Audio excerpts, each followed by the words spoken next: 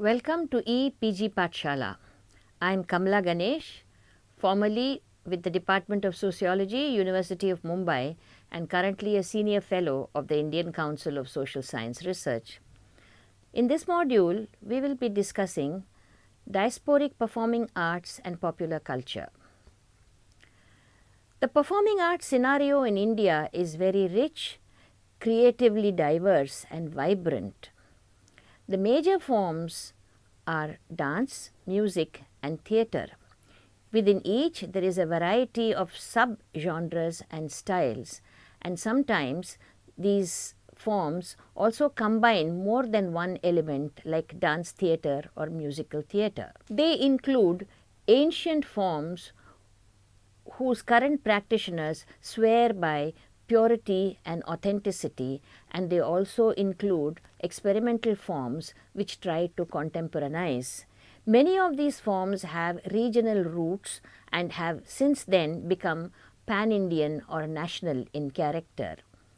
This progress from region-based to all India scope is partly the product of the freedom movement and nationalism. Diasporic Indians carry these arts and practice them wherever they go. In the diasporic context, the additional function of the arts is to act as culture bearers and serve as ways of preserving cultural memory. Hence, authenticity to what they believe is the original form is a very important preoccupation in the performing arts in the diaspora. At the same time, given the context of living in the hostland and interacting with its society and culture, hybridity is also to be found reflected in the way performing arts develop in the diaspora.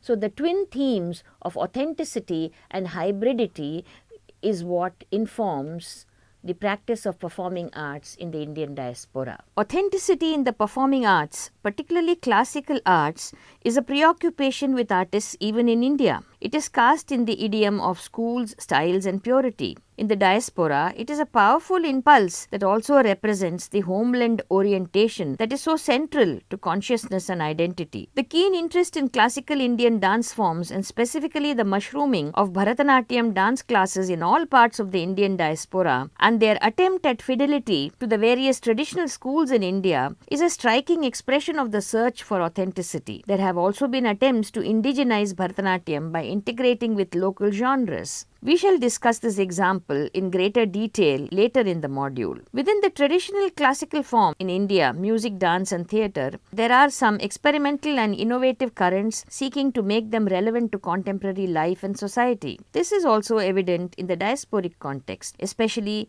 in North America and Europe, given the overall ambience that is conducive to experimentation. At the same time, migrants in various ways absorb from just to their new location. Assimilation sometimes leads to second and subsequent generations born in the diaspora trying to join the mainstream culture in performing arts, that is, trying for authenticity with varying degrees of success. Zubin Mehta, the music conductor, is looked up to as a diasporic model by scores of diasporic students pursuing piano or ballet lessons. The other mainstream genres in which Indian diaspora has entered are, for example, in UK, in films, TV sitcoms and stand-up comedy shows in which the format is British but the content reflects Indian diasporic themes. But despite the quest for authenticity, the existential condition of diaspora is inevitably one of hybridity. Thus, a third most interesting process is the emergence of fusion genres and forms that embody the creative coming together of Indian and local forms of the adopted land. Some of the fusion forms even influence the mainstream in these adopted countries, such as the coming together of Bhangra and rap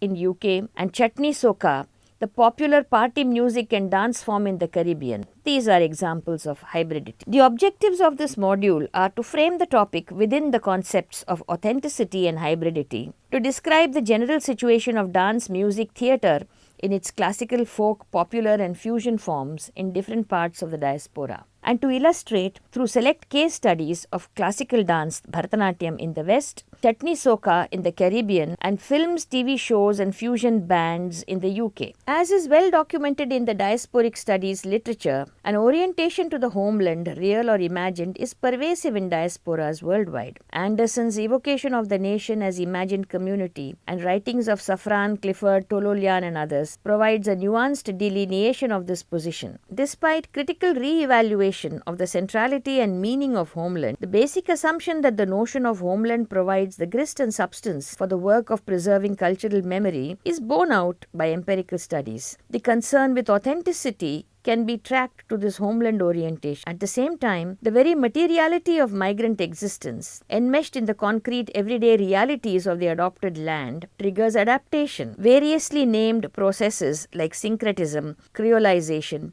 hybridization are forms of adaptation. The condition of hybridity, recognized and valorized by theorists like Hall and Bhabha, marks diasporic identity as much as the search for authenticity does. It is the dialectic between the two that imbues specificity to diasporic identity. The performing arts and popular culture, with their high emotional quotient, are particularly pliable and receptive to the codes of authenticity and hybridity. A module on this vast topic that covers so many forms and genres and so many diasporic locations that Indians have migrated to can only hope to present selected glimpses. Yet the intertwining of the concern with authenticity and condition of hybridity is powerfully evident even in this small sample.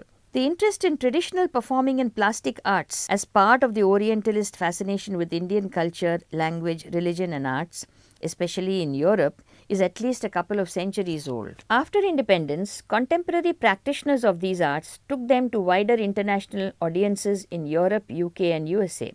Pandit Ravi Shankar's popularizing the sitar and through it Indian classical music itself in global fora is a milestone, but there were many others too in what was becoming an incremental process. Within the Western world, the mediators of this engagement were mainly European. They also helped to convert the interest into systematic research, training, teaching by institutionalizing it in the universities. From the 1980s, the incremental process turned into a cascading one. The role of the diaspora in this process as seekers of their roots and as ambassadors of Indian arts in the West also took off from this time. As they grew in numbers, they organized classes, invited gurus, socialized their children into learning Indian genres. Gradually, a sizable section of the diasporic population became mediators in the dialogue between the West and India in the field of the arts. The metropolitan centers in the Indian diasporic world that sponsored this learning and teaching started becoming attractive to Indian practitioners from India, given that back home financial support was meager, whereas it was fairly good in the diaspora. Some artists even moved base to the West, teaching, disseminating and performing primarily in the West. The Bay Area of California is an example of a neighborhood with a dense cluster of artists and schools of Hindustani music. Organizing workshops and conferences, arranging concert tours, hosting visiting artists in their own homes, mobilizing the community for support, creating audiences, all these were taken over in a big way by members of the diaspora. Given the increasing financial clout of the Indian diaspora, especially in North America, the growth of India as a market and as an emerging economy, and the continued interests of scholars and performers in the cultural disciplines, and the intensifying engagement of Government of India with its diaspora, the field of Indian performing arts started having multiple centers, at least one in India and another in North America. The Cleveland Tyagaraja Festival for Carnatic Music, held every year around Easter time, was started in 1978. It has become a 12-day festival with more than 8,000 strong audience. Top musicians from Chennai make it a point to perform here. V.V. Sundaram, the force behind the festival, is popularly referred to as Cleveland Sundaram in Chennai and is much sought after when he is in Chennai during the music season in December. This example is given to make the point that increasingly Indian performing arts in the diaspora are developing their own distinct personality and influence and do not always look to India for reference. The classical arts found a foothold in prestigious and academic fora partly through the elite diaspora in North America. In the vast colonial diaspora in countries and regions like South Africa, East Africa, Caribbean, Fiji, Singapore, Malaysia and Sri Lanka too, there was interest in the classical arts, in particular particular among the Tamil populations in these countries, which taught children Bharatanatyam and Carnatic music as authentic Tamil tradition. But in these countries, the diaspora connect on a larger scale to folk performing arts traditions as well as popular culture from India. Thus, temple festivals, weddings, and other community events furnish fora for the performance of folk and popular rituals like fire walking, hook swinging, processions of idols of deities, accompanied by folk and popular music, dance, and theatre. In particular, film and devotional music are staples at such community events. In the elite diaspora, on the other hand, folk forms are not very popular, but popular music and dance inspired by or borrowed from Bollywood are making their presence felt in a big way. Let us look at the example of Bharatanatyam in some detail now. Bharatanatyam today is a classical Indian form. It started as a regional form of Tamil Nadu, got transformed in the nationalist period into a purified form meant to represent ancient Indian glory. It became a pan-Indian form standing for authentic Indian tradition. This is how it is also interpreted in the diaspora. The Tamil diaspora has espoused it as an art form that embodies Tamil culture. Bharatanatyam classes for children, performances during temple festivals, and community celebrations are common. The perceived need to socialize children into their cultural roots and the fear of them being sucked into the alien culture of the adopted land is the foremost motivation. More ambitious performers, anxious to connect to the locations where they live, attempt to dialogue with local traditions. Jayashree Moopan, an Indian South African, has trained in Kalakshetra, the well-known Bharatanatyam school in Chennai. In her Tribhangi dance company at Johannesburg, she enrolls students of Indian, African and European descent. Her productions juxtapose and combine Bharatanatyam as well as Zulu dancing, and her themes are often taken from South African life and culture. In Malaysia, Bharatanatyam specifically and Indian classical dance in general have evolved to perform different functions. Apart from cultural revivalism and search for roots, it has also attracted students from Malay and Chinese ethnicities, achieving at the level of the arts an inclusiveness that the state and society in Malaysia have not. It has also provided for male dancers of both Malay and Indian backgrounds a forum to express ideas of sexuality, gender and Hindu religiosity that are considered deviant by the Islamic State of Malaysia.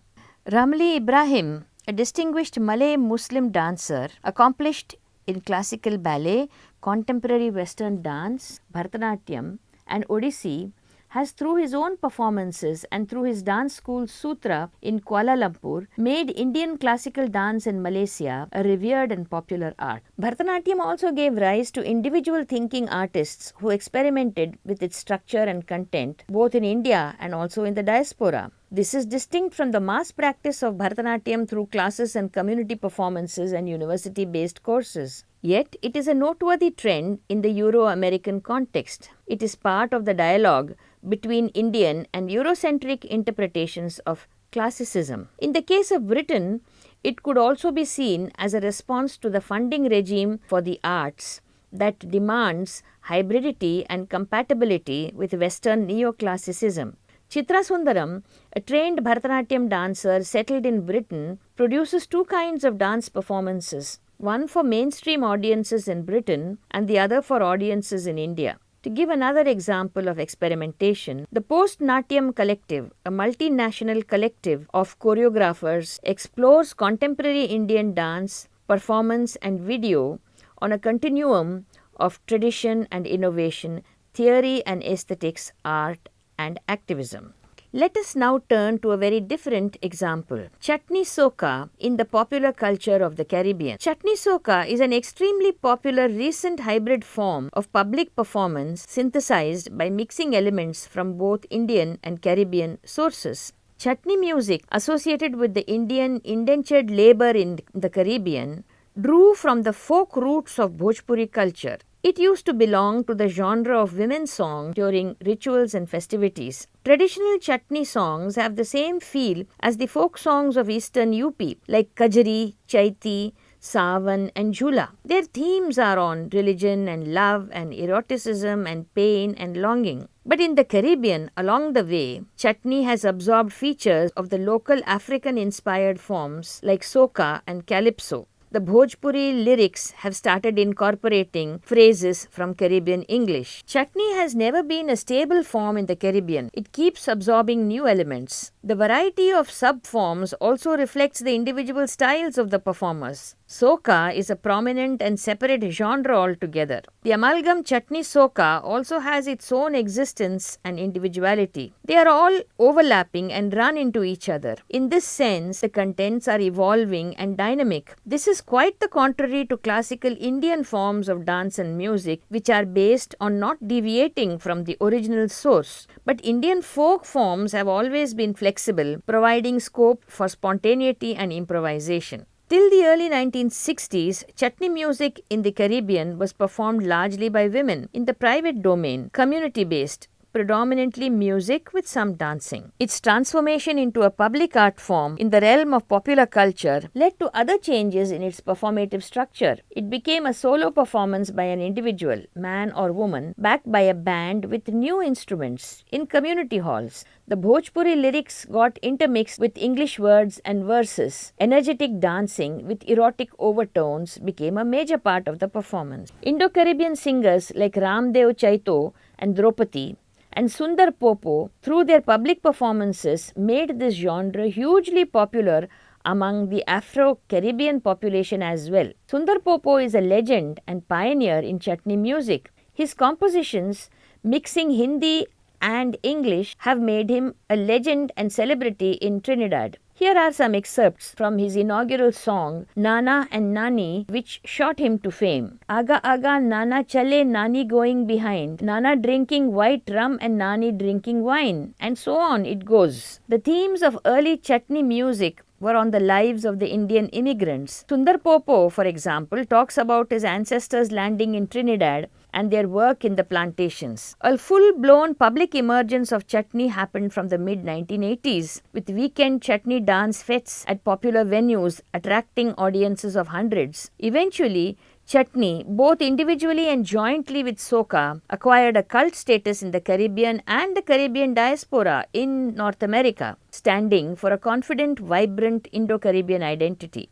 The relationship between people of Indian and African descent in Trinidad and Guyana has been fraught with tensions and anxieties, starting with the colonial policy of replacing Africans' labor with Indian indentured labor. It continued unabated after independence, with electoral politics being dominated by ethnicity-based parties and constant rivalry and negotiation between the Indian and African parties and simmering undercurrents of grievances and complaints. The hostilities were, in a veiled manner, reflected in chutney and its variants. Yet, at the same time, the very process of syncretic interchanges and the evolution of a new form, chutney soca, became a metaphor for the inevitability and desirability of cooperation and camaraderie between the ethnic groups. This was the atmosphere in which chutney soca, the form that merged Indian, African and British elements most vividly, was born. Chutney soca was called the melody of chutney mixed with the rhythm of soca. Gradually, chutney, soca and calypso singers, who mostly performed separately, became aware of each other and acknowledged the vibrancy of each other's music without necessarily or always doing fusion performance. Thus, Black Stalin, an Afro-Trinidadian calypso singer, won the Calypso Monarch Prize in 1995 with a song entitled Sundar Popo, dedicated to that pioneer of chutney music. Mighty Sparrow, Trinidadian calypso singer, songwriter and guitarist, also known as the Calypso King of the World, also paid his tribute to chutney, albeit with an irreverent twist, doffing his hat to the sexy and saucy East Indian women through his song Maharajan's Sister. Today, chutney and its more rambunctious cousin chutney soca, both with definite Indo-Caribbean personalities, are performed in New York, London and Toronto, where Indians from Caribbean have migrated. They are also performed in India, and it could well go on to become a part of world music. The third example that we discuss is that of Asian cool, a response to stereotyping and racism in the UK. UK, with its colonial history, has a substantial minority of South Asians from India, Pakistan and Bangladesh who often act together. Portrayals of South Asians in the British popular media in the 1960s and 70s were stereotypical and generated in the main by British commentators, filmmakers, and TV professionals. The image of the South Asian youth torn between two cultures was projected in various ways, either stereotypically or in a manner that suggested their problems could only be solved by the intelligent white mainstream. From the 1980s, a new face of Asian youth was emerging in a movement that has been labeled as Asian cool, consciously differing from their parents' generation, displacing the idea of a conservative community, reconnecting with their cultural roots with a totally different, confident, even assertive approach. Asian youth have made their presence felt in the mainstream. In this, creative young Asians themselves played a major role by producing, directing, and performing in TV sitcoms and stand-up comedy shows,